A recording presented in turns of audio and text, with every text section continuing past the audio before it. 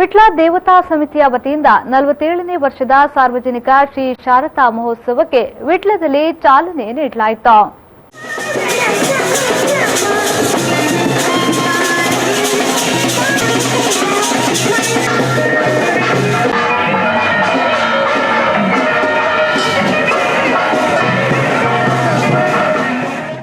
ಬೆಳಿಗ್ಗೆ ಪರಿಜ್ಞಾನ ಅತಿಥಿ ಗೃಹದಲ್ಲಿ ಗಣಪತಿ ಹವನ, ವಿಟ್ಲ ಅನಂತೇಶ್ವರ ಹಾಗೂ ಶ್ರೀ ಪಂಚಲಿಂಗೇಶ್ವರ ಸನ್ನಿಧಿಯಲ್ಲಿ ಪ್ರಾರ್ಥನೆ ಸಲ್ಲಿಸಲಾಯಿತು.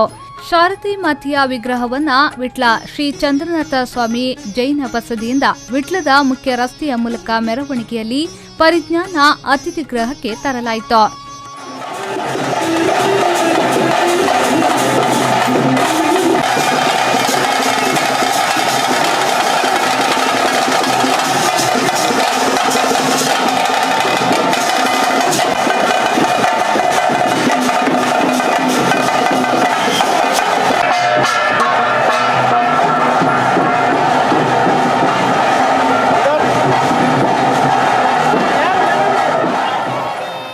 ಬಳಿಕ ವೇದಮೂರ್ತಿ ಮಂಜೇಶ್ವರ ವಿಕಾಸ್ ಭಟ್ ಅವರಿಂದ ಶಾರದಾ ಮಾತೆಯ ವಿಗ್ರಹ ಪ್ರತಿಷ್ಠೆ ನಡೆಯಿತು.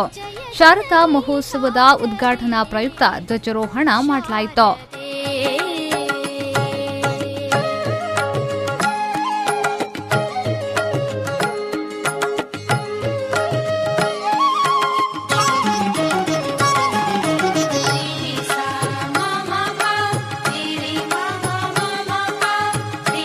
ಕಾರ್ಯಕ್ರಮದಲ್ಲಿ ಡಾಕ್ಟರ್ ಗೀತಾ ಪ್ರಕಾಶ್, ಮೆಸ್ಕಾಂ ನಿವೃತ್ತ ಸಿಬ್ಬಂದಿ ನಾಗರಾಜ್ ಅವರನ್ನು ಸನ್ಮಾನಿಸಲಾಯಿತು.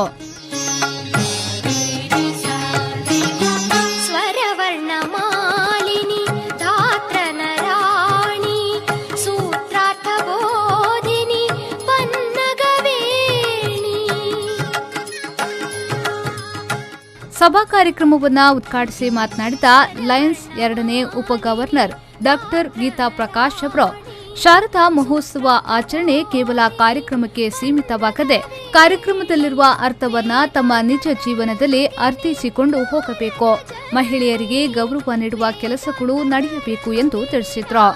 ನಾವು ಅದನ್ನೇ ನೆನಪಿನಲ್ಲಿ ಇಟ್ಟುಕೊಂಡು ಕೇವಲ ದಸರಾ ಹಬ್ಬದ ಆಚರಣೆಗೆ ಮಾತ್ರ ನಾವು ಸೀಮಿತ ಆಗಿರಬಾರದು.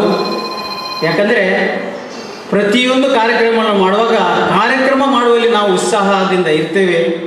ಆದರೆ ಆ ಕಾರ್ಯಕ್ರಮದ ಒಳ ಅರ್ಥವನ್ನು ಅರಿತುಕೊಂಡು ಈ ಹಬ್ಬದ ವೈಶಿಷ್ಟ್ಯತೆಯನ್ನು ತಿಳ್ಕೊಂಡು ನಾವು ಮಾತೆಯರಿಗೆ, ಹೆಂಗಸರಿಗೆ, ಹೆಣ್ಣು ಮಗಳಿಗೆ ಹೆಚ್ಚಿನ ಗೌರವವನ್ನು ಕೊಟ್ಟಾಗ ಇಂತಹ ದೇವಿಯ ಆರಾಧನೆ ಮಾಡುವುದಕ್ಕೆ ನಿಜ ಅರ್ಥದ ರೀತಿಯಲ್ಲಿ ನಾವು ಸೇವೆ ಕೊಟ್ಟಾಗೆ ಆಗ್ತದೆ.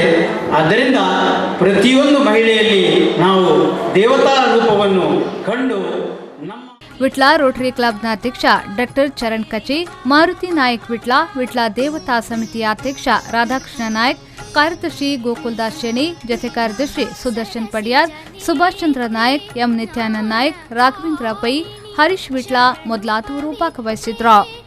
ಮಹಮ್ಮದ್ ಅಲಿ, ವಿ4 ನ್ಯೂಸ್ 24/7 ವಿಟ್ಲ.